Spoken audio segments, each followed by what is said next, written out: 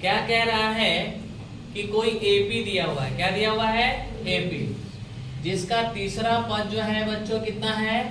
तीसरा पद जो है वह 5 है और सातवां पद 9 है ना। तो क्या कह रहा है आपको कि भाई एपी ज्ञात करें। Determine the AP whose third term is 5 and seventh term is 9। उस एपी को निकालना। देखो बच्चों, तो अकॉर्डिंग टू द क्वेश्चन में क्या कह रहा है कि थर्ड टर्म, थर्ड टी का मतलब टर्म और 3 का मतलब क्या हो गया? थर्ड। तो थर्ड टर्म, या ये कह सकते हैं थर्ड टी का मतलब पद होता है, तो तीसरा पद क्या हो गया? तीसरा पद। तीसरा पद कितना दिया है बच्चों? 5। कितना दिया हुआ है? 5 है ना। तीसरा पद 5 है। तो बच्चे मैंने बताया था कि जब भी हम एपी को लिखते हैं तो लिखने का तरीका क्या होता है?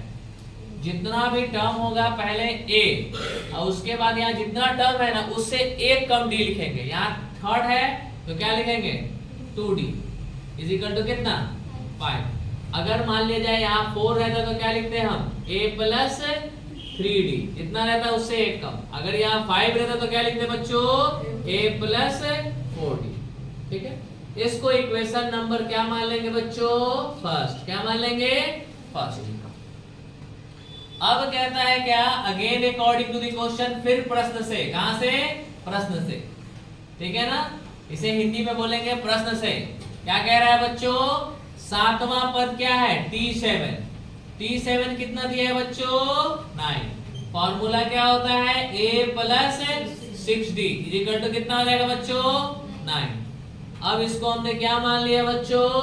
Second term. क्या मान लिया? Second term. यहाँ 6d इसलिए लिखा है क्योंकि 7 टर्म है, तो d जितना भी टर्म रहेगा उससे एक कम रहता है। ठीक है ना, सेकेंड। अब हम चलेंगे from equation first and second. Equation first and second. Equation first दिया है a plus 2d is equal to 5 और a plus 6d is equal to कितना दिया हुआ है? 9। अब साइन चेंज करेंगे बच्चों, माइनस माइनस माइनस, दिस से दिस क्या हो जाएगा? कैंसिल। अब देखो बच्चों, 6 में से 2 गया, कितना बचेगा? 4। और 5 में से 9 गया, कितना बचेगा? 4। माइनस से माइनस कैंसिल, 4 1 जा 4। तो d का वैल्यू कितना हो जाएगा बच्चों? 1। तो d का वैल्यू कितना आया? तो d आ गया आपको कितना बच्चों? 1 आया। अब क्या करते हैं? a निकालेंगे। तो a निकालने के लिए या तो इक्वेशन फर्स्ट में d का मान पुट कर दीजिए या इक्वेशन सेकंड में। तो हम जो हमको आसान लगता है दिखने में आसान ये लग रहा है फर्स्ट, तो हम फर्स्ट में पुट करेंगे। देखो बच्चों, putting the value of d is equal to 1, यानी कि d बराबर 1, हिंदी में d बराबर 1 समीकरण 1 में रखने पर, put in the value of d is equal to 1 in equation first.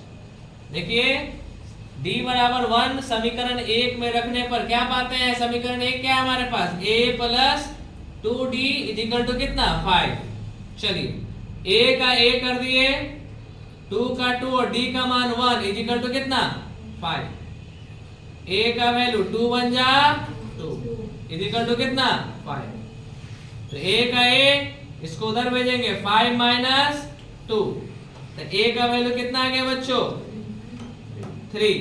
5 में 3 कितना बचेगा? सॉरी 5 में 2 कितना बचेगा बच्चों? 3। अब कह रहा है एपी निकालना। एपी निकालने का मतलब हुआ इसका फर्स्ट टर्म निकालिए, सेकंड टर्म निकालिए, थर्ड टर्म निकालिए। ठीक है ना। तो पहले T1 निकालेंगे। तो फर्स्ट टर्म को लिखते हैं a, सेकंड टर्म को लिखते हैं बच्चों a plus d, third term को क्या लिखते हैं?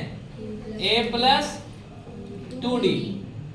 ठीक है, तो फर्स्ट टर्म हमारे पास कितना है बच्चों? फर्स्ट टर्म हमारे पास a है, तो a का वैल्यू फाइंड आउट किया था हमने, कितना आया था? 3। तो मेरा फर्स्ट टर्म क्या हो गया? 3 और d का वैल्यू हमने कितना फाइंड आउट किया था बच्चों? 1। 3 और 1 कितना हो जाएगा? 4। फर्स्ट टर्म 3, 2 into 1, कुल मिलाकर कितना हो जाएगा बच्चों? कुल मिलाकर 3, 2 एक कम 2, 3 और 2 कितना? 5। इसलिए हमारा एपी क्या हो जाएगा? 3, उसके बाद अगला क्या आएगा? 4, उसके बाद अगला क्या आएगा? 5। इसी तरह से बढ़ेगा।